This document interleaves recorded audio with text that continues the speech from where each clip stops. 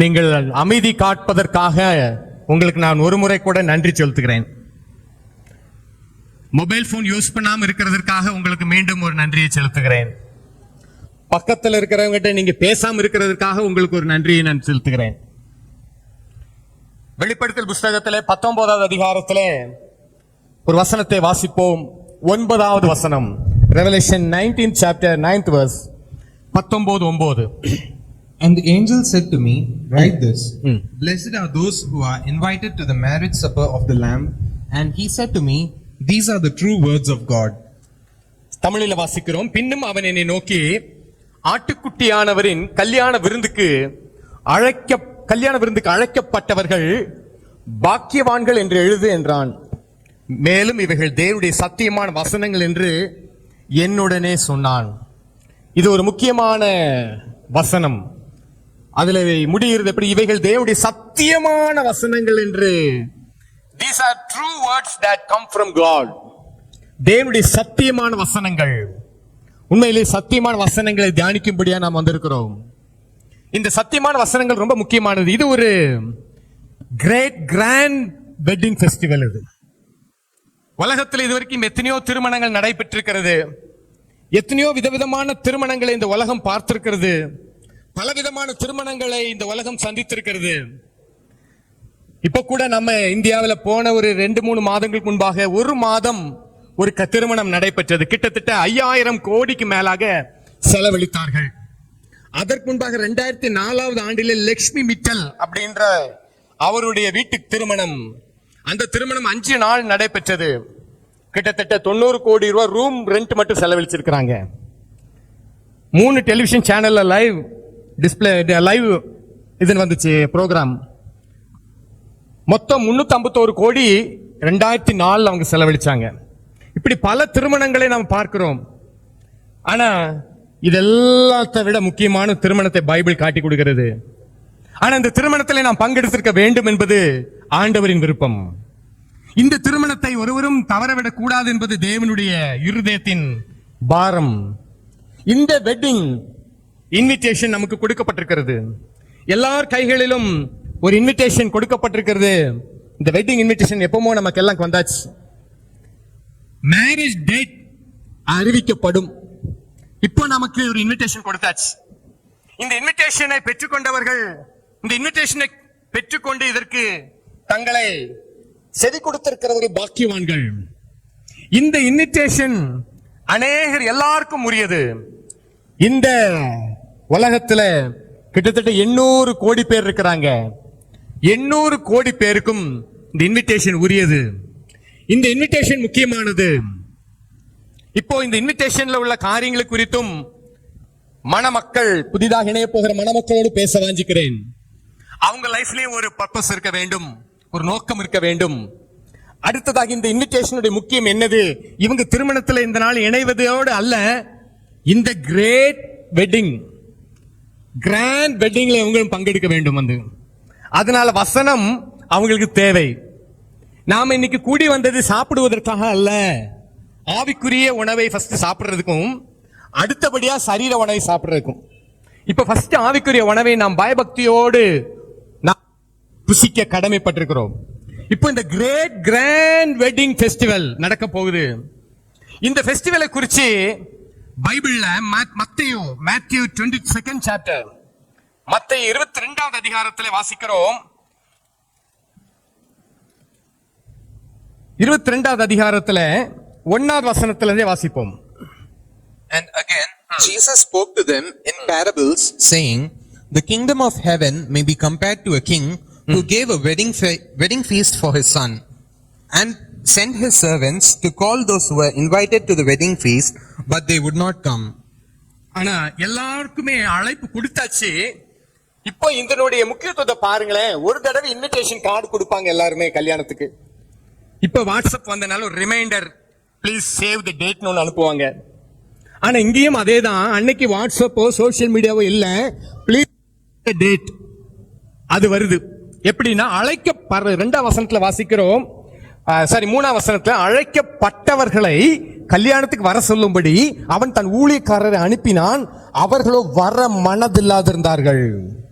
அவர்களுக்கு வருவதற்கு மனதில்லாமல் போயிற்று, அவர்களுக்கு வருவதற்கு அதுல இஷ்டம் இல்லாமல் போயிற்று. இப்போ அந்த வெட்டிங் சேவ் த டேட் இல்ல மீண்டும் ஒரு ரிமைண்டர், எல்லாரும் வாங்க இந்த திருமணத்துல வந்து பங்கெடுங்கள். இப்பவே பாத்தீங்கன்னா நிறைய பேர் பத்திரிக்கை கொடுத்துருக்கு. அவங்க 10 அவங்க நினைச்சிட்டு இருக்கிற வழக்கமான கல்யாணம் மாதிரி 12 ஆரம்பிப்பாங்க. நம்ம இதுல அப்படி கிடையாது. எங்க சபையில அதுல ரொம்ப கரெக்டா ஃபாலோ பண்ணுவோம் டைம். யார் வந்தாலும் சரி வராட்டி சரி. ஏன்னா ஆண்டவர் நம்ம கொடுக்கக்கூடிய ரெவரன்ஸ்ல அது ஒண்ணு, ஆண்டவர் கொடுக்கிற கணத்துல அது ஒண்ணு. அவர் கிருபையா இருக்கிறார். ஏன் இவ்வளவு கிருபையா இருக்கிறார் உங்களுக்கு நான் அப்புறம் காட்டி தரேன். இப்போ ஃபர்ஸ்ட் ஒரு செட் ஊழியக்காரர் அனுப்புறார். அவங்க வர மனதில் இருந்தாங்க. இப்போ என்ன செஞ்சாரு? 4ஆம் வசனத்துல வாசிப்போம். Again he sent other servants saying, other servants, tell those who are invited, see, I have prepared my dinner, my oxen and my fat calves have been slaughtered and everything is ready. Come to the wedding feast. இப்போ திருப்பி சொல்றாரு, திருமணத்தின் முக்கியமான பகுதி இந்த உணவு பரிமாறும் காரியங்கள். உணவு ஆயத்தமாயிருச்சு. இது வந்து டீப் ஃபெல்லோஷிப் அழகு. இதனுடைய மீனிங் வந்து ஃபெல்லோஷிப். அப்போ எல்லாம் ஆயத்தமாகிவிட்டது, உணவு ஆயத்தமாயிருச்சு, ரெடி.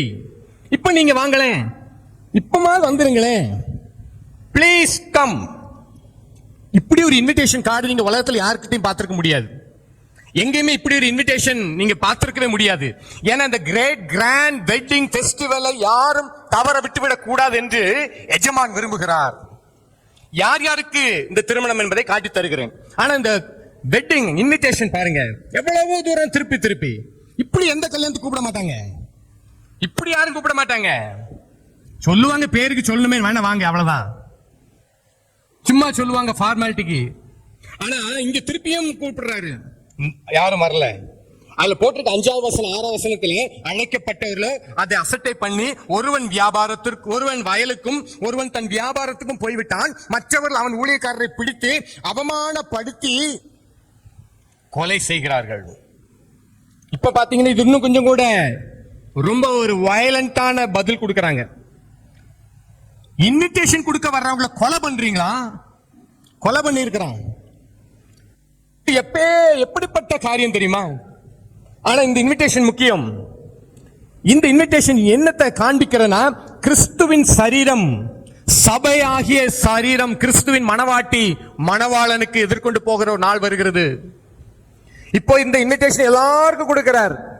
மத்தேயுல சொல்றோம், வாசிப்போமான 11ஆவது அதிகாரத்துல, வருத்தப்பட்டு பாரம் சுமக்கிறவர்களே நீங்கள் எல்லாரும், கிராண்ட் இன்விடேஷன் கொடுக்கிறாரு. நீங்கள் எல்லாரும் என்னிடத்தில் வாருங்கள், நான் உங்களுக்கு இளைப்பாறுதல் தருவேன், நான் உங்களுக்கு இளைப்பாறுதல் தருவேன். அந்த இளைப்பாறுதல் ரொம்ப பீஸ்ஃபுல்லானது, அது ரொம்ப நிரந்தரமானது. டெம்பரரியா இப்படி ஒரு அரேஞ்ச்மெண்ட்லாம் கிடையாது, அது எப்பவுமே இருக்கக்கூடியது. அப்ப இந்த கிராண்ட் வெட்டிங் ஃபெஸ்டிவல் இல்ல வெட்டிங் ஃபீஸ்ட் இல்லாவிட்டால் இதை ஒரு பெரிய ஒரு செரமனி. ஆனா இதுல வர வேண்டியவர்கள் தவறவிடக் கூடாது என்பதிலே ராஜா கரிசனையா இருக்கிறார். என்னென்னமோ சொல்றாங்க, இதுக்கு நாங்க வர்ற எனக்கு விருப்பம் இல்லை, எனக்கு வயல் வேலை இருக்குது, எனக்கு வியாபாரம் இருக்குது, வயல் இருக்குது. இன்னும் லூக்கா 14ஆவது அதிகாரத்தை ஒருத்தன் சொல்லுவான், நான் கல்யாணம் முடிச்சிருக்கேன்னு சொல்லுவான், நான் இப்ப வர முடியாது, நான் இப்பதான் நான் மேரேஜ் லைஃப் ஆரம்பிச்சிருக்கிறேன். விஷன் எப்பவுமே மாறக்கூடாது. ஆனா இப்ப இந்த திருமண ஆராதனைகள்ல, இந்த திருமண இன்விடேஷன்ல அநேக சாக்கு போக்கு சொல்லுகிறார்கள். எங்க இருக்கிற உங்களையும் இருக்கிறோம் கூப்பி கேட்கிறோம், நீங்கள் ஒவ்வொருவரும் இந்த இன்விடேஷனை ரிசீவ் பண்ணிருக்கிறீங்களா? உங்களுடைய வாழ்க்கையில ரட்சிப்பின் அனுபவம் உண்டோ? ஆவிக்குரிய தரிசனம் உண்டா? உங்களுக்கு ஒரு காமன் கால் ஃபர்ஸ்ட் கொடுத்துட்டு பொன் மாப்பிள்ளைட்டு போலாம். இங்க வந்திருக்கிற நீங்கள் எல்லாரும் இந்த ஃபெஸ்டிவல், இந்த வெட்டிங், இந்த கல்யாணத்திலே வர வேண்டும் என்று நாங்கள் உள்ளமாற வாஞ்சிக்கிறோம். பேருக்கல்ல, பேருக்காக அல்ல. நீங்கள் இந்த திருமணத்தில் அனைவரும் பங்கெடுக்க வேண்டும், அனைவரும் இருக்க வேண்டும். ஏன் இந்த ஹரி ஜென்டாவுடைய இன்விடேஷன் கார்டு யாரெல்லாம் வாங்கியிருக்காங்களோ அத்தனை பேரும் அந்த திருமணத்தில் இருக்க வேண்டும், அதுல வந்து பங்கெடுக்க வேண்டும். அதனால முதலாவது உங்களுக்கு நீங்கள் ரட்சிக்கப்பட்டிருக்கிறீர்களா? இந்த கல்யாண கார்டு ஒரு ரத்தத்தினாலே முத்தரிக்கப்பட்டது. இயேசு கிறிஸ்து இந்த கல்யாணத்திற்கு நாம் எல்லாரும் பங்கெடுக்கணும்னா அது ஒரு கிராண்ட் ஃபெஸ்டிவல், கிராண்ட் வெட்டிங். கோட்டும் டையும் போட்டனால நம்ம எல்லாம் ரொம்ப பக்திமானும் கிடையாது. ஆனா நல்லா கவனிங்க, இந்த கல்யாண விருந்துக்கு போகணும்னா அங்கே ஒரு வஸ்திரம் கொடுக்கப்படும். நீங்க என்ன வஸ்திரம் இங்க போட்டிருந்தாலும் சரி, அங்க போனோம்னா அதை நீங்க என்ன செய்யணும்? அவங்க கொடுக்கிற அந்த வஸ்திரத்தை போடணும். ரட்சிப்பின் வஸ்திரம் என்று பைபிள் காண்பித்து தருகிறது. இந்த ரட்சிப்பின் வஸ்திரத்தை போட்டவர்களாக உள்ளே வர வேண்டும். ஏன்னா அடுத்து நீங்க வாசிச்சீங்கன்னா 7வது 8வது வசனத்தை வாசிப்போமே. The king was angry and he sent his troops and destroyed those murderers and burned their city. நல்லா கவனிச்சுங்க, the king was angry ன்னு போட்டிருக்கு. எஜமான் கோபம் அடைகிறார். இப்படி ஒரு அழைப்பு கொடுத்தும் நீங்கள் என்ன செய்றீங்க? என்னை என் ஆளுகளை கொலை பண்ணி போடுகிறாய். ஒரு நாள் கேட்பார் கட்டாயம். ராஜா ஒரு நாள் கணக்கு கேட்பார். இன்றைக்கு ஏகப்பட்ட கொலைகள் சுற்றிலும் நடைபெறுகிறது. பெர்சிக்யூஷன்ஸ், இன்னைக்கு சர்ச் பெர்சிக்யூஷன் ஜாஸ்தி ஆயிடுச்சு உலகம் ஃபுல்லா. ராஜா கணக்கு கேட்பார். யாரும் அவர்கிட்ட எதிர்த்து நிக்க முடியாது. ஒருத்தர் அவர்கிட்ட போய் நிக்க முடியாது. பிப்ளிக்கலா சொல்லப்பட்ட எல்லா ப்ராஃபஸியும் நிறைவேறிட்டு இருக்கிற டைம். நம்மளை சுத்தி இருக்கிற நியூஸ் பேப்பரை நீங்க படிங்க, பைபிளை படிச்சு பாருங்க. ஒன்னு அக்யூரேட்டா சொல்லப்பட்ட நடந்துட்டு இருக்குது. இன்னைக்கு அப்படியே நடக்குது. ராஜா கோபம் அடைவார். ஆனா இப்ப என்ன செய்யறாருன்னா அவருடைய கோபத்தை தள்ளி வைத்துக் கொண்டே இருக்கிறார். ஒவ்வொரு நாளும் என்ன செய்யறாரு? கோபத்தை தள்ளி வைக்கிறார். இப்ப அதோட மாத்திரமல்ல, அந்த திருமண விருந்திலே ராஜா என்ன செய்யறாருன்னா அங்கே அனைவரையும் வந்து விசாரிக்கிறார். இந்த திருமணத்துல ஒரு விசேஷம் என்னன்னா, கெஸ்டும் நம்ம தான், பிரைடும் நம்ம தான், ரெண்டுமே நம்ம. எல்லா கல்யாணம். அப்போ இந்த திருமணத்துல விசேஷம். இங்க வந்திருக்கிற எல்லாரும் பிரைட், எல்லாருமே அந்த எல்லாரும் மணவாட்டியா அந்த திருமணத்துல நிக்கிறோம். இது ரொம்ப முக்கியமான திருமணம். இந்த திருமணத்துல ஆண்டவர் அவருடைய மகிமையை வெளிப்படுத்துவார். அவருடைய கோபாக்கனையும் பார்க்க முடியும். இதுல ஒரு கூட்டம் கொலைபாதகர்களை ஆண்டவர் முதல்ல நியாயம் தீர்க்கிறார். அடுத்த ஒரு கூட்டம் வந்து இந்த வஸ்திரத்தை போடாம நான் அதெல்லாம் போட மாட்டேன், இந்த ரட்சிப்பின் வஸ்திரம் எனக்கு வேண்டாம், இந்த ரட்சிப்பின் வஸ்திரம் தான் எனக்கு தேவையில்லை, நான் ஒரு கிறிஸ்டியன் ஃபேமிலியில பிறந்த, நீங்க கிறிஸ்தவ குடும்பத்துல பிறந்தனால யாரும் கிறிஸ்தவர்கள மாற முடியாது. நீங்க கிறிஸ்தவ குடும்பத்துல பிறந்தனால நீங்க கிறிஸ்தவர்கள் அல்ல. உங்களுக்குள்ள ரட்சிப்பின் சந்தோஷம் இருந்தா மாத்திரம் தான் நீங்க கிறிஸ்டியன். உங்க உள்ளத்துல இயேசு கிறிஸ்து இருக்காரா? ஒரு நாள் அவரை நீங்கள் சந்தித்தீர்களா? உங்கள் பாவங்களுக்கான விலைக்கரையை சிலுவையிலே செய்து விட்டார் என்பதை நீங்கள் அவருடைய பாதத்தில் விழுந்து அதை ஏற்றுக்கொண்டு விசுவாசத்தினாலே கழுவப்பட்ட அனுபவம் உங்களுக்கு உண்டா? அந்த மறுபரப்பின் அனுபவம் உங்களுக்கு உண்டா? ரட்சிக்கப்பட்டவர்களுக்கு அந்த கல்யாண வீட்டிலே விருந்து சாலையிலே இடம் கிடைக்கும். அங்கேயே வந்துடுறான். எப்படியோ இவன் எப்படி வந்தான்னு எனக்கு தெரியல. ஒருத்தன் இதை பத்தி பைபிள் நம்ம டீட்டெயில கொடுக்கல, ஆனா உள்ளே வந்துட்டான். வெளியே இருக்கிறவங்க பார்த்தோன்னு நினைச்சிட்டாங்க போல இவனும் நல்ல உண்மையான ரட்சிக்கப்பட்டவன் தான் போல, இவன் ரட்சிக்கப்பட்டவன் தான் போல, இவன் கிறிஸ்டியன். ஏன்னா இப்ப நம்மளெல்லாம் பார்த்தா நம்ம ஆட்டிடியூடுகள் எல்லாம் பார்த்து சிலர் முடிவு பண்ணி கிறிஸ்டியன். நம்ம போட்டிருக்கிற ஒரு சிலுவையை பார்த்தோ, வண்டியில ஒட்டி இருக்கிற வசனத்தை பார்த்தோ என்ன முடிவு பண்ணி ஓ இவங்கள கிறிஸ்டியன்ஸ் சொல்லி. கிறிஸ்துவுக்கும் நமக்கு ஏதாவது சம்பந்தம் இருக்கிறதா? ரட்சிக்கப்பட்டது அனுபவம் உண்டா? என்ன பாஸ்டர் கல்யாண வீட்டுல ரட்சிப்பை பத்தி பேசுறீங்க? ஆமா, இந்த கல்யாணத்துக்கு போகணும்னா நீங்க விரும்பினால் விரும்பாட்டியும் அந்த ரட்சிப்பின் அனுபவம் இருந்தா தான் போக முடியும். ரட்சிப்பை அசட்டை செய்தவர்களுக்கு அங்கே எந்த இடமும் கிடையாது.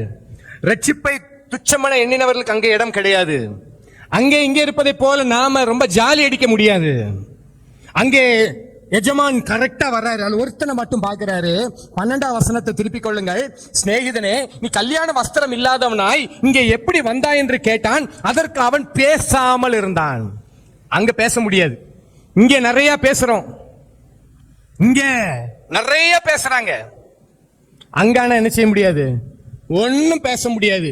இவன் அப்படியே நிக்கிறான், ஒன்னும் பேசல, ஃப்ரீஸாய் நிக்கிறான். ஒருத்தன் நீ எப்படி உள்ள வந்த சொல், நீ எப்படி வந்தன்னு கேட்டோன்னு அங்க ஒருத்தன் ஃப்ரீஸா நிக்கிறான். அது கேட்கிற friend, how is it that you are here without wedding clothes? But the man had no reply. அவன் ஒண்ணும் பேசுறதுக்கே இல்லை. என்னமோ ஆனா கவனிங்க, இந்த திருமணம் ரொம்ப முக்கியமானது. இந்த திருமணத்துல ரட்சிக்கப்பட்ட அனுபவம் உடையவர்கள் ரட்சிக்கப்பட்ட அனுபவத்தோடு இருக்க வேண்டும். அந்த ரட்சிப்பின் அனுபவத்தோட உள்ளே வர வேண்டும். அடுத்ததாக இந்த திருமணத்துல ஆண்டவருடைய சித்தத்தை செய்தவர்களாக உள்ளே வர வேண்டும். பரலோகத்தில் இருக்கிற பிதாவின் சித்தத்தின்படி செய்கிறவனை பரலோக ராஜ்யத்தில் பிரவேசிப்பானே அல்லாமல் என்னை நோக்கி கர்த்தாவே கர்த்தாவே என்று சொல்லுகிறவன் அதில் பிரவேசிப்பதில்லை. அப்போ இந்த திருமணத்திலே போய் கர்த்தாவே கர்த்தாவின் உள்ள போக முடியாது. அவரை போய் நாம அங்க போய் பாடி எல்லாம் ஐஸ் வைக்க முடியாது. அதே ஆண்டவர் அங்க வேற மாதிரி இருக்கிறார். இப்ப நமக்கு காட்டி கொடுத்த இயேசு கிறிஸ்து ரொம்ப மகனே மகளேன்னு சொல்லிட்டே இருப்பார் எப்ப பார்த்தால். இப்ப காட்டி கொடுத்திருக்க இயேசு கிறிஸ்து வேற ஒண்ணுமே சொல்ல மாட்டார், மகனே மகளேன்னு மட்டும் சொல்றாரு. ஐயோ, அவர் நீதி உள்ள நியாயாதிபதியாக இருக்கிறார். ஆனா அவருடைய அன்பு என்ன செய்கிறது என்றால், இப்பவும் நாம கெட்டு போய் விடக்கூடாது. அவர் இந்த வெட்டிங் ஃபங்க்ஷனை தள்ளி போட்டுட்டே இருக்காரு. ஏன்னா இன்னும் இந்த இன்விடேஷன் நிறைய பேர் போய் சேரல. அந்த இன்விடேஷன் போய் சேரல. சேர்றதுக்காகத்தான் தேவன் நானே ஊழியர்களை எழுப்பி தந்திருக்கிறார். விஷவாணி அற்புதமான ஊழியம், இன்விடேஷன் தான் கொடுத்துட்டு இருக்காங்க. பல கிராமங்கள் பல இடங்களை இன்விடேஷன் கொடுத்துட்டு இருக்காங்க. FMBBல இருந்து அற்புதமா இன்விடேஷன் கொடுத்துட்டே இருக்காங்க. கிதியோன்ஸ் இன்டர்நேஷனல் கொடுத்துட்டு இருக்காங்க இன்விடேஷன். போய் எல்லா வீதி வீதியா எங்கெல்லாம் முடியுமோ கொடுத்துட்டு இருக்காங்க. பலரும் பல கதை பேசினாலும் ஆனா இந்த இன்விடேஷன் போய் சேர வேண்டிய கடைசி ஆளுக்கு போய் சேர்ந்துருச்சுன்னா, பைபிள் சொல்றது நீங்க விரும்பினால் விரும்பாட்டியும் இந்த உலகத்துக்கு முடிவு வந்துருச்சு. End is closer. இப்போ ரொம்ப க்ளோஸ்ல இருக்குது எண்ட். அந்த இன்விடேஷன் போய் சேர்ந்தா போதும். இப்போ ஹரி ஜெனிட்டாவுடைய வாழ்க்கைக்கு வருகிறேன். உங்களை எதற்காக திருமணத்திலே கர்த்தர் இணைத்திருக்கிறார்? ஆண்டவருடைய நோக்கம் என்ன? ஆண்டவர் உங்களை வச்சு செய்கிற காரியம் என்ன? முதலாவதாக நீங்க இந்த வெட்டிங் இன்விடேஷனை நீங்க ரிசீவ் பண்ணி நீங்க அந்த வெட்டிங் ஃபீஸ்ட்ல வந்து கலந்து கொள்ள வேண்டும். ரட்சிப்பின் அனுபவத்தோட, ரட்சிப்பின் நிச்சயத்தோட, தேவ நோக்கம் என்னவா? இது உங்களுக்கு ரொம்ப முக்கியமானது. இது ஃபர்ஸ்ட் உங்க லைஃப்ல ஆரம்பிக்க வேண்டியதே பிரேயர். அடுத்ததாக பைபிள் ரீடிங். இது ரெண்டுமே உங்களுக்கு ஒரு முக்கியமான பங்கு, முக்கியமான காரியம். இந்த ஜெப வாழ்க்கை உங்களுக்குள்ளாக ஒரு பாரத்தை தருவார். ஆண்ட விஷன் கொடுப்பார். அங்கதான் சில சொல்லுவாங்க, உங்களுக்கு எல்லாம் ரொம்ப பாரமா இருந்துச்சுன்னா போய் ஜோம் பண்ணுங்க சரியாயிரும் சொல்லுவாங்க. லெனார்ட் ரேவன் ஹில்ன்ற தேவ மனுஷன் சொல்றாரு, நீ போய் முழங்கால் போட்டனா உனக்கு பாரத்தை ஆண்டவர் இன்னும் அதிகப்படுத்துவார். நமக்கு கஷ்டமா இருக்குல்ல, நம்மளாம் சொல்லி பழகிட்டோம். நீ ஆண்டுகிட்ட வந்தனோ பாரம் எல்லாம் போயிரும். ஆமா, வேண்டாத பாரம் எல்லாம் போயிரும். தேவையான பாரத்தை என்ன செஞ்சிருவாரு? நம்ம இருதயத்துல வச்சிருவாரு. ஏன்னா இந்த வெட்டிங் இன்விடேஷன் போய் சேரணுமே எல்லாருக்கும். இந்த வெட்டிங் இன்விடேஷன் எனக்கு கிடைக்கலன்னு ஞாயிற்று நாள் யாரும் வந்து சொல்லக்கூடாது. இந்த வெட்டிங் இன்விடேஷன் எனக்கு வந்து சேரல, என் கையில கிடைக்கலன்னு யாரும் அன்னைக்கு வந்து அழக்கூடாது. அன்னைக்கு யாரும் புலம்ப கூடாது. இது என்ன ஒரு கூட்டம்? அதை பண்ணிட்டு இருக்கிறாங்க. இந்த விஷயம் உங்க லைஃப்ல வரணும். நீங்க முதல்ல உங்க பிரேயர்ல தான் ஆரம்பிக்குது. லெனார்ட் ரேவன் ஹில் சொல்ல, secret of praying is praying in secret. அதான் பிரேயர் லைஃபே அதுதான். அது சொல்றாரு, இந்த week in prayer we are weak everywhere. Prayer லைஃப்ல யாரெல்லாம் அவங்க மற்ற எல்லா பகுதியிலும் வீக்கா தான் இருப்பாங்க. ஆனா அந்த உங்களுடைய பர்பஸ் எல்லாரும் ஒரு வேளை வாழ்த்தலாம். நீங்கள் இருவருமாக கல்யாணம் முடித்து அநேகம் குழந்தைகளை பெற்று நீடூழின் வாங்க, சரியா? ஆனா நீங்கள் பெற்றெடுக்க வேண்டியது வெறும் பிசிக்கல் அல்ல, வெறும் உலக பிரகாரமான மாம்சமான சில காரியங்கள் அல்ல. நீங்கள் செய்ய ஆவிக்குரியவர்களை நீங்கள் பெற்றெடுக்கிற அனுபவம் உங்களுக்கு வேண்டும். இந்த வெட்டிங் இன்விடேஷன் கொடுக்குறீங்களே, இந்த வெட்டிங் இன்விடேஷன் கொடுக்கிற யாரெல்லாம் அதை ஏற்றுக்கொண்டு இந்த வெட்டிங் கிரேட் கிராண்ட் வெட்டிங் இதுல பங்கெடுக்கிறாங்களோ அவ்வளவாய் நீங்கள் பரலோகத்திலே அநேக பலனை சேர்த்துட்டே இருக்கிறீங்க. பரலோகத்துல நீங்கள் பலன் சேர்க்கிறவர்களா இருக்கிறீங்க. ஏன்னா மைல்ஸ் முன்ரோன்றவர் சொல்றாரு, தி greatest tragedy in life is not death but a life without purpose. எதுக்காக உங்களை சேர்த்திருக்கிறார்? வெறும் நீங்கள் ஒரு குடும்பத்தை பார்த்து ஒரு குடும்பஸ்தனாக நீ மட்டும் இருந்து பிள்ளைகளை பெற்று வளர்த்து இது இல்ல, இது இருக்கட்டும், இது ஒரு பக்கம் இருக்கட்டும். ஆனா நீங்க செய்ய வேண்டியதோ ஆவிக்குரிய காரியம், ஸ்பிரிச்சுவலான காரியம். நீங்க ஆத்துமாக்களை நித்தியத்துல சேர்க்க வேண்டும். எட்டர்னல், அந்த எட்டர்னிட்டி தான் உங்க மைண்ட்ல இருக்க வேண்டும். ஏன்னா உங்களுடைய பர்பஸ் உங்களுக்கு கட்டாயம் தெரிந்திருக்க வேண்டும். ஆண்டவர் யாரையும் விருதாவா எதையுமே செய்யறதில்ல. அவர் கிரியேட்டர். அவர் கிரியேட்டர் ஹேஸ் எ பர்பஸ். கிரியேட்டர்னு ஒன்று இருந்தா பர்பஸ் இருக்கும். தண்ணி பாட்டில ஒருத்தன் செஞ்சிருந்தானா அதுல ஒரு பர்பஸ் இருக்கும். தண்ணி ஊத்தணும்னு செஞ்சிருக்கிறான். ஏன் ஆண்டவர் மட்டும் நம்ம மேல எந்த நோக்கமும் இல்லையா? ஒரு சிலருக்கு மட்டும்தான் ஏதாவது நோக்கம் வச்சிருக்காரா? இப்போ ஹரி ஜெனிட்டா, உங்களுடைய பர்பஸை நீங்க உறுதிப்படுத்துங்க. The greatest tragedy in the life என்னது? Is not death. என்னது? a life without a, நல்ல ஞாபகம். கொஸ்டின் கேட்பேன் அடுத்து கொஞ்ச நேரம் கழிஞ்சு, சரியா? அப்போ தரிசனம் இல்லாத வாழ்க்கை பயங்கரமான ஆபத்து நிறைஞ்சது. Greater tragedy. நீங்க விஷன்ஃபுல் லைஃப், இந்த விஷன் இருந்துச்சுன்னா உங்க வேலை இனிமையா இருக்கும், உங்க தொழில் இனிமையா இருக்கும், உங்க படிப்பு இனிமையா இருக்கும், எல்லாத்துலயுமே ஒரு மோட்டிவேஷன் கிடைக்கும். இன்னைக்கு மோட்டிவேஷன் ஸ்பீக்கர்ஸ் கேட்டுட்டு இருக்காங்க நிறைய. மோட்டிவேஷன் அங்க வரக்கூடாது, விஷன்ல வரணும். அந்த விஷன்ல உங்களுக்கு கரெக்டா இருந்தீங்கன்னா ஆண்டவர் உங்களுக்கு என்ன கொடுப்பாரு? மோட்டிவேஷன் கொடுப்பாரு. எல்லாருமே கல்யாணம் பண்றாங்க, பிள்ளை பத்துக்கிட்டாங்க, எல்லாம் ஓகே தான். ஆனா இந்த விஷன், பர்பஸ், எதற்காக ஆண்டவர் என்னை கூப்பிட்டிருக்கிறார்? எதற்காக தேவன் எங்களை இணைத்திருக்கிறார்? உங்களுடைய லைஃப் ஆண்டவருக்கு பயன்பட வேண்டும். இந்த கிரேட் கிராண்ட் வெட்டிங் ஃபங்க்ஷனுக்கு நீங்க வேலை செய்யணும். இப்ப பாத்தீங்கன்னா இந்த இதுக்கே எவ்வளவு வேலை இல்லையா? எவ்வளவு வேலை மறந்துருக்கிறோம். நிறைய வேலைகள். ஒரு சின்ன இந்த ஒரு 2 மணி நேரம் 3 மணி நேரம் ஒரு ஈவெண்ட் நடத்துறதுக்கு அவ்வளவு வேலை செய்ய வேண்டி இருக்குது. ஆனா இந்த கிரேட் கிராண்ட் வெட்டிங் ஃபெஸ்டிவல், இந்த வெட்டிங் ஈவெண்ட்டுக்காக நாம அநேகம் விலைக்கரையும் செலுத்த வேண்டும். அந்த நித்தியத்தை குறித்ததான சிந்தனை இருக்க வேண்டும். ஏன்னா இந்த திருமணத்தை நான் தவறவிடக் கூடாது. நான் யாரும் அதை நாம் அசட்டை செய்து விட்டுவிடக் கூடாது. இதை நாம் ஒவ்வொருவருமே அதை நாம் முக்கியத்துவம் வாய்ந்ததாக எண்ண வேண்டும், முக்கியத்துவம் உள்ளதாக எண்ண வேண்டும். அதை நாம் நழுவி விடக்கூடாது. அப்போ லைஃப் ஒரு பர்பஸோட இருக்கணும். அதான் 1 Corinthians 9:26 வாசிக்கிறோம், run with purpose. Run with, சொல்லுங்க சத்தமா, ரன் வித் பர்பஸ். அப்ப அதான் லைஃப்.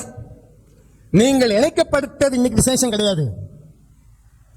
நீங்க இன்னையிலிருந்து நீங்க ஒரு பர்பஸோட ஓடுறீங்க இல்லையா, அதுதான் ஆண்டவருக்கு விசேஷம். இன்னைக்கு ஆண்டவருக்கு நீங்க ரொம்ப உண்மையிலேயே மகிமை எப்படி கொண்டு வரீங்கன்னா, என் லைஃப் ஆண்டவரே உங்களுக்காக, எங்க லைஃப். உடனே முழு நேர ஊழியத்துக்கு நான் உங்களுக்கு கூப்பிடல. எல்லாரும் ஊழியர்கள் தான். ஒவ்வொருத்தரும் அவங்க வேலையை செஞ்சுட்டு ஊழியம் செய்யறாங்க. சிலர் முழு நேரமா வேலை செய்யறாங்க, வேலை செய்யாம ஊழியம் செய்யறாங்க, எப்படியோ. ஆனா நான் திருப்பியும் சொல்றேன், வேலை செஞ்சுட்டே ஊழியம் செய்யற மாதிரி பெஸ்ட் எதுவுமே இல்லை. நீங்க நல்ல வேலையில இருந்து என்ன செய்யுங்க? ஊழியத்தை செய்யுங்க. ஆனா லைஃப் ரொம்ப முக்கியமானது. ஆண்டவருடைய பர்பஸ் நிறைவேறணும். பவுல் அப்போஸ்தலன் அதான் உடனே கேட்கிறாரு, ஆண்டவரே நான் என்ன செய்ய சுத்தமா இருக்கிறேன்? ஆண்டவரே நான் என்ன செய்யணும்? ஒரு எளிமையான ஒரு மனுஷன் ஒரு ஊழியத்தை செஞ்சாரு. நீங்க கேள்விப்பட்டிருப்பீங்களான்னு தெரியல. ஆஸ்திரேலியால சிட்னி நகர்ல அவரை 19 வருஷம் எல்லாரும் தேடி இருக்காங்க ஒரு மனுஷனை. எத்தனை வருஷம்? கீழே இருக்கிறவங்க சொல்லலாம். எத்தனை வருஷம்? 19 வருஷம் ஒரு மனுஷனை தேடி இருக்காங்க. சிக்கவே இல்லை அவர் யார் கையிலையும். யார் கையிலையும் சிக்கல. இவர் பேர் வந்து ஆர்தர் ஸ்டேஸ். எத்தனை பேர் கேள்விப்பட்டிருக்கீங்க Arthur stay?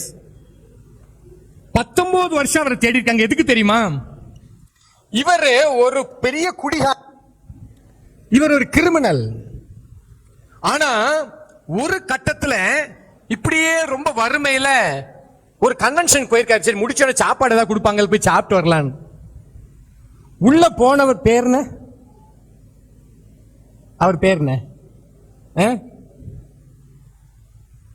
Arthur stay. Arthur stay. அவரு அந்த உள்ள போனோன்னா அங்க இருந்த பிரசங்கம் பண்றதை கேட்டுட்டு இருக்கிறாரு. ஜான் ரிட்லின்னு ஒரு பிரசங்கியார் பிரசங்கம் பண்றாரு. நான் இந்த சிட்னி தெருக்கள் வழியாக நித்தியத்தை குறித்து நான் கத்திக்கொண்டே ஓட ஆயத்தமா இருக்கிறேன்றாரு.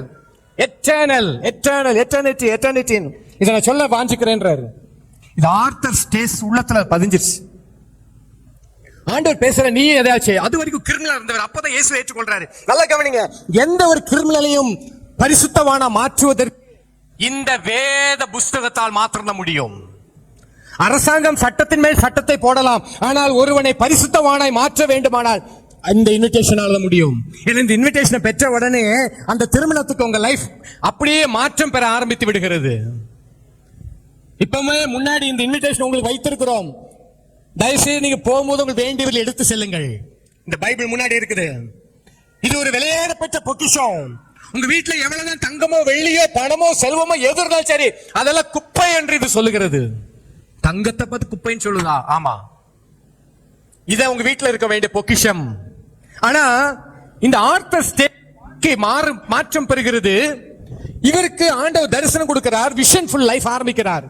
என்ன தெரியுமா செய்யறாரு? அவரு வெளியே வந்து பார்த்திருக்காரு, அவர் பாக்கெட்ல கை விட்டுருக்காரு, ஒரு சாக் பீஸ் மட்டும் இருந்திருக்குது. எடுத்திருக்கிறாரு, ரோட்ல மெதுவா உட்கார்ந்து எட்டர்னிட்டின்னு எழுதிட்டாரு. பார்த்தா நல்லா இருக்கு அந்த வேர்டு. இவர் படிப்பறிவே இல்லாத மனுஷன் உட்கார்ந்து எழுதுறாரு எட்டர்னிட்டி, அழகா இருக்குது. அடுத்து இன்னொரு இடத்துக்கு போறாரு, ஒரு பாலத்தை பாக்குறாரு, அதுல எழுதி பாக்குற எட்டர்னிட்டி. எழுதி எழுதி எழுதி இவருடைய ஊழியமே அதை சிட்னி ஃபுல்லா அவர் எங்க பார்த்தாலும் எழுத ஆரம்பிச்சிட்டாரு. எட்டர்னிட்டி வேர்டு, எட்டர்னிட்டி எட்டர்னிட்டி என்ற வேர்டு மட்டும் எழுதுறாரு. இவரை 19 வருஷமா எல்லாம் தேடிட்டு இருந்திருக்கிறாங்க. யார் எழுதுறது? எங்க பார்த்தாலும் என்ன எழுதி வச்சிடறாங்க. இப்பெல்லாம் கேமராலாம் வந்துருச்சு. இவர் 1960 67 அந்த டைம்ல உள்ளவர். போய் அமைதியா எழுதிடுவார், அழகா எழுதியிருப்பாரு. சில நேரத்துல இன்னும் நல்ல அழகா எழுதி வச்சிருப்பாரு, சில காப்பர் பிளேட் அந்த மாதிரி இதெல்லாம். அதை பார்க்கிறவங்க அத்தனை பேரும் ஆச்சரியப்படுறாங்க. பிரஸ் அங்க இருக்கிற நியூஸ் ரிப்போர்ட்டர்ஸ்க்கு யாருன்னே தெரியல. ஆனா என்ன பேர் வச்சுட்டாங்கன்னா, அவர் பேர் மிஸ்டர் எட்டர்னிட்டி. என்ன பேரு? என்ன அழகான பேரையா இது, அழகான பேர். மிஸ்டர் சொல்லுங்க, மிஸ்டர் எட்டர்னிட்டி. இந்த வெட்டிங் ஃபீஸ்ட் நினைச்சாதான் உங்களுக்கு புரியும். இந்த வெட்டிங் ஃபீஸ்டோட அருமை அவருக்கு தெரியும். இந்த வெட்டிங் ஃபீஸ்டோட அர்த்தம் அவருக்கு தெரியும். எழுதி எழுதி எழுதி வச்சிருக்காரு. 19 வருஷமா யார் கண்ணுக்கு அவர் படல. ஆனா நியூஸ் பேப்பர்ல எல்லாம் வருது மிஸ்டர் எட்டர்னிட்டி எட்டர்னிட்டின்னு சொல்லி. நம்மள நான் தான் எட்டர்னிட்டி போய் நின்றுப்பேன் அப்பவுமே. ஏன்னா நம்மளாம் பேர் புகழ் தேடுகிற ஆட்களாச்சே. நம்ம அதுல பெரிய பேனர் வச்சு போர்டு வச்சு. ஆனா அவரு 19 வருஷம் யார் கண்ணிலும் சிக்கல. ஒரு நாள் ஒரு ஊர் கண்டுபிடிச்சிருக்காரு, நின்னுட்டே இருந்திருக்கிறாரு. இவரு கொஞ்ச நேரத்துக்கு முன்னாடி அந்த எழுத்து இல்ல, திடீர்னு பார்க்காரு எட்டர்னிட்டின்னு எழுதி இருக்குது. பின்னாடி பார்த்தா ஆர்த்தர் ஸ்டேஸ் நின்னுட்டு இருக்காரு. ஆர் யூ மிஸ்டர் எட்டர்னிட்டின்னு பிடிச்சிட்டாரு. அவர் சொல்லி அவர் கோர்ட்லயா நின்று பழகினால ஐ ஆம் கில்ட்டி யுவர் ஆனர் இருக்காரு. ஐ ஆம் கில்ட்டி யுவர் ஆனர். ஏன்னா அவர் கோர்ட்ல அடிக்கடி நிப்பாரா முதல்ல அதுக்கு முந்தின வாழ்க்கையில. அப்பதான் அவர் உலகத்துக்கு காண்பித்திருக்கிறார், இவர் தான் மிஸ்டர் எட்டர்னிட்டி. அவர் எத்தனை தடவை எழுதினாரு தெரியுமா? சிட்னி ஃபுல்லா 5 லட்சம் தடவை சிட்னி ஃபுல்லா எழுதியிருக்காரு எட்டர்னிட்டி எட்டர்னிட்டின்னு. அவருடைய 100வது நாள் நினைவு நாள்ல சிட்னி ஹார்பர் பிரிட்ஜில் அங்க இருக்கிற ஆர்டிஸ்ட் எல்லாம் சேர்ந்து அவர் எழுதின அதே அளவுல 2 டன் பட்டாசு ஃபயர் ஒர்க்ஸ் எல்லாம் போட்டு எட்டர்னிட்டின்ற அந்த எழுத்தை போட்டு அவரை கனப்படுத்தும் போதுதான் உலகத்துக்கே தெரிஞ்சிருக்கு, ஓ இப்படி ஒரு ஊழியக்காரன் வாழ்ந்தாரா. எட்டர்னிட்டி, நித்தியம். அந்த வெட்டிங் ஃபீஸ்ட், அதுக்காகத்தான் நம்ம இன்னைக்கு கூடி வந்திருக்கிறோம். இந்த விஷயம் உங்களுக்கு உண்டாகட்டும். தயவுசெய்து மீண்டும் ஒரு தடவை எல்லாம் சத்தமா சொல்லுவோமா அந்த ஒரு வார்த்தை? அந்த மனுஷன் நினைவு கூறுது, எட்டர்னிட்டி, நித்தியம். என்ன அற்புதமான காரியம். அது அழகா எழுதி ஒரே மாதிரி எழுதுவார் எல்லா இடத்துலயும். அவருக்கு அதே ஒரு ரொம்ப எழுத தெரியாதனால ஒரே மாதிரி எழுதி எழுதி வச்சு எல்லாரும் இருதயத்தில் பதிக்க வச்சிட்டாரு. அவருக்கு அந்த ஃபங்க்ஷன், அவருக்கு அவங்க ஒரு 100வது ஆனிவர்சரி செலிப்ரேட் பண்ணும் போது அவர் உலகம் ஃபுல்லா 2 பில்லியன் பேர் ஆன்லைன்ல வாட்ச் பண்ணிருக்காங்க. 2 பில்லியன். 2 பில்லியனுடைய இருதயத்தில் வசனம் போயிருச்சு. என்ன வார்த்தை? அவர் ஆரம்பிச்சு வச்சத பலரும் ஆரம்பிக்க ஆரம்பிச்சாங்க. அவரை பாத்தீங்கன்னா ரொம்ப ஒல்லியா நைஸா அப்படியே அமைதியா இருப்பாரு, கூச்ச சுபாவம். விஷன், பைபிள் சொல்லுது, where there is no vision people perish. தீர்க்க தரிசனம் இடம் இல்லாத இடத்துல ஜனங்கள் சீர்கெட்டு போவார்கள். இன்னைக்கு இருக்கு இந்த தீர்க்க தரிசனம் தான் சொல்லல. மகனே மகளே ஆடு வாங்க போற, மாடு வாங்க போற, காடு வாங்க போற, இதெல்லாம் சொல்லல. நான் சொல்றேன் இங்க இருக்கிற விஷயம், இந்த தரிசனத்தை சொல்லுகிறேன், வேதத்துல சொல்லப்பட்ட தரிசனத்தை சொல்லுகிறேன். அந்த எட்டர்னிட்டி, இன்னைக்கு நீங்க உங்களுடைய எட்டர்னிட்டி எங்க இருக்க போகுதுன்னு முடிவு பண்ணிருக்கிறீங்களா? உங்களுடைய நித்தியம் எங்கே செலவழிக்க போகிறீர்கள்? நீங்கள் ரட்சிக்கப்பட்டிருக்கிறீர்களா? நீங்க எந்த சர்ச்சுக்கு போனாலும் எனக்கு கவலை இல்லை, நீங்கள் ரட்சிக்கப்பட்டிருக்கிறீர்களா? இந்த வெட்டிங் இன்விடேஷன் அக்செப்ட் பண்ணி அந்த ரட்சிப்பின் சந்தோஷத்தை பெற்றிருக்கிறீர்களா? நீங்கள் மறுபிறப்பின் அனுபவத்தை அடைந்திருக்கிறீர்களா? உங்க லைஃப்ல அப்படி பர்பஸ் வரட்டும். எப்படி ஆண்டு செய்யணும் நீங்க ஆண்டு கேளுங்க. ஆண்டவரே நாங்க என்ன செய்யணும்? ஆண்டவரே நான் என்ன செய்ய சுத்தமா இருக்கிறேன்? எங்க லைஃப்ல ஒரு நோக்கம் இருக்கணும், பர்பஸ் இருக்கணும். நான் ஏதோ நானும் ஒரு நார்மல் லைஃப் வாழ்றேக்கா அல்ல. இன்னைக்கு இங்க எல்லாமே பார்த்தேன் மிஷனரிஸ், பைபிள் ஊழியம் இப்படிதான் எல்லாம் வந்திருக்காங்க. உங்களுக்கு அப்படிதான் இன்னைக்கு ஆண்டவர் உங்களுக்கு விசேஷமான பிளெஸிங் கொடுத்திருக்காரு. எல்லாரையும் மாதிரி ஓடாதீங்க, லைஃப்ல பர்பஸ் இருக்கட்டும். ஆண்டவர் வச்சிருக்கிற பர்பஸ் நீங்க அதான் ரன் வித் பர்பஸ், அந்த நோக்கத்தோடு ஓடுங்க, லக்கை நோக்கி ஓடுங்க. ஆண்டவரை அந்த வெட்டிங் இன்விடேஷனை பெற்றவங்க அந்த பர்பஸ் நிறைவேற்றி முடித்தவர்களாக உள்ளே போகலாம். ஆண்டவர் சொல்றாரு, உங்கள் அழைப்பையும் தெரிந்து கொள்வதும் உறுதியாக்கும்படி ஜாக்கிரதையா இருங்க, ஜாக்கிரதையா இருங்க. நீங்க முதல்ல நீங்க எப்பவுமே பிரேயர் பண்ண ஆரம்பிங்க. இன்னையிலிருந்தே உங்க பிரேயர் லைஃப் ஆரம்பிக்கட்டும். இங்க இருக்கிற உங்களுக்கும் ஒரு ஆலோசனை சொல்லி முடிக்க வாஞ்சிக்கிறேன். முந்தியெல்லாம் சொல்லுவாங்க, ராத்திரி படுக்கிறதுக்கு முன்னாடி எல்லாம் ஜெபம் பண்ணிட்டு படுங்கன்னு. ஆனா அதெல்லாம் அந்த காலம். இப்ப இருக்கிற காலம் கொடிய காலம், கொடும் காலம். காலையிலேயே ஃபேமிலி பிரேயர்ல ஆரம்பிங்க, நைட் ஃபேமிலி பிரேயர்ல முடிங்க. அதிகமா பைபிள் அதிகமா படிங்க. இதெல்லாம் ரொம்ப ஓல்டு ஃபேஷன் நினைக்கிறாங்க சிலர். ஆண்டவர் சொல்லிட்டாரு, வானம் பூமி ஒளிந்து போனாலும் இந்த வார்த்தைகளோட இருக்கிற ஒரு உறுப்பு கூட ஒளிந்து போகாது. ஃபாஸ்டிங் இருக்கணும் நீங்க, அது ஓல்டு ஃபேஷன் சொல்லுவாங்க. பைபிள்ல இருக்குது ஃபாஸ்ட் அண்ட் ப்ரே. ஆண்டவர் சொல்லிட்டாரு, மணவாளன் தங்களோடு இருக்கும்போது, மணவாளன் இருக்கும்போது அவங்க எல்லாம் தோழர்கள் என்ன செய்ய மாட்டாங்க, உபவாசிக்க மாட்டாங்க. இப்ப நான் இங்க இருக்கிற எல்லாரையும் பார்த்து இன்னைக்கு மத்தியானம் நம்ம எல்லாம் ஃபாஸ்டிங் சொன்னா எல்லாரும் என்ன ஆயிருவாங்க? கஷ்டமா இருக்கும்லப்பா. இப்ப நான் ஃபாஸ்டிங் சொன்னா உங்களுக்கு எல்லாருமே கஷ்டமாயிரும். ஏன்னா இப்ப வந்திருக்கிற நம்ம எதுக்காக, ஒரு மகிழ்ச்சியான தருணத்துல மணமக்களுடனே சேர்ந்து ஆண்டவருடைய பிரசன்னத்தில் நாம் நின்று அவர்களை வாழ்த்தும்படி ஜெபிக்கும்படி வந்து. ஆனா ஆண்டவர் சொல்லிட்டார், அந்த நேரத்திலேயே மணவாளன் அவர்களை விட்டு எடுபடும் நாட்கள் வரும், அப்பொழுது அவர்கள் உபவாசிப்பார்கள். ஆப்ஷன் கிடையாது, உபவாசிப்பார்கள். அதுல நல்லா புரிஞ்சுக்கோங்க, உபவாசிப்பாங்க, அதுல அவங்க கரெக்டா இருப்பாங்க. அப்போ உங்களுடைய Bible reading, family prayer, fasting, ஊழியம், ஆண்டவருக்காக நீங்க செய்ய வேண்டிய விஷன். ஆனா விஷன் இருக்கணும், அந்த விஷனோட ஓடுங்க. இந்த மொபைல் போன் உங்களுக்கு நடுவில் வராம பாத்துக்கோங்க. எல்லா ஃபேமிலியிலும் இப்ப இந்த மொபைல் போன் வந்துருச்சு. ஆளுக்கு ஒன்ன வாங்கிட்டு பைபிள் போட்டிருக்குது, கல்யாணம் அன்னைக்கு மட்டும் வாசிப்போம், உன் பிள்ளைகள் உன் பந்தியை சுற்றிலும். எப்படி உட்கார்ந்துருப்பாங்க? மொபைலோட உட்கார்ந்துருப்பாங்கண்ணா. எப்படி உட்கார்ந்துருப்பாங்க எல்லாரும்? ஒலிவ மர கன்றில போல. இப்ப என்ன தெரியுமா, வீட்டுல ஆளுக்கு ஒண்ணு. கனடால தான் கேள்விப்பட்டேன், ஒரு பையன் ஸ்கூலுக்கு போய், கனடா ஃப்ரெண்ட்ஸ் என்னன்னு யோசிப்பாங்க, டிரான்ஸ்லேஷன் ஏதாவது போட்டு பாத்துக்கோங்க. ஸ்கூலுக்கு போன இடத்துல அவன் டல்லா இருந்திருக்கிறான். டீச்சர் கேட்டிருக்கிறாங்க, என்ன நீ இவ்வளவு, அவன் சொல்லி இருக்கிறான், இல்ல எங்க எனக்குள்ள பாஸ்வேர்டு என்னன்னு கேக்குறாங்க அப்படின்றான். என்னது, மொபைல் பாஸ்வேர்டு பேரண்ட்ஸ் கேட்டாங்களா?